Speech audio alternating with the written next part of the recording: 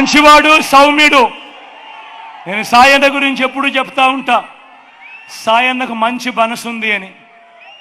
ఇలాంటి ఆయన మీకు ఎంపీగా దగ్గర అవుతే ఖచ్చితంగా మీ అందరికీ మంచి చేస్తాడన్న నమ్మకం, విశ్వాసం నాకున్నాయి. ఏం జగన్మోహన్ రెడ్డి, విజయసాయి రెడ్డి కూటమికి తలొంచేశాడు, తలొంచేసి సరెండర్ అయిపోయాడు. చంద్రబాబు నాయుడు పవన్ కళ్యాణ్ చెప్పినట్టు అంటున్నాడు. అదే కదా నువ్వు చెప్పేది. విజయసాయి రెడ్డి నీకు ఎంత చేశాడు, ఎంత చెందాడు. అలాంటోడే ఈరోజు నిన్ను చీ అనేసి బయటికి వెళ్ళిపోయాడు అంటే, వెళ్ళిపోయి జనసేన కండువానో, తెలుగుదేశం కండువానో, బీజేపీ కండువానో కప్పుకోలా. ఎందుకంటే ఇంతకాలం ఒక చేతకాని ఎదవకి నేను సహాయం చేశాను, ఇంతకాలం నమ్మిన వాళ్ళను మోసం చేసేవాడికి సహాయం చేశాను అని చెప్పి ఫీల్ అయ్యి నీ దగ్గర నుంచి చీ కొట్టి వెళ్ళిపోయాడు.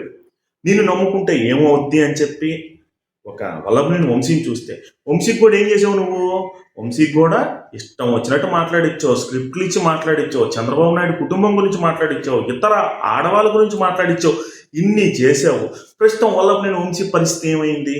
అటువంటి పరిస్థితి నాకు రాకూడదురా దేవుడా అనుకుని విజయసాయి రెడ్డి నైస్గా ఎస్కేప్ అయ్యాడు.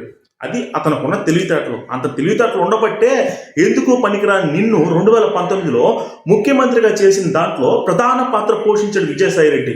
విజయసాయి రెడ్డి రుణం నువ్వు తీర్చుకోలేవు జగన్మోహన్ రెడ్డి.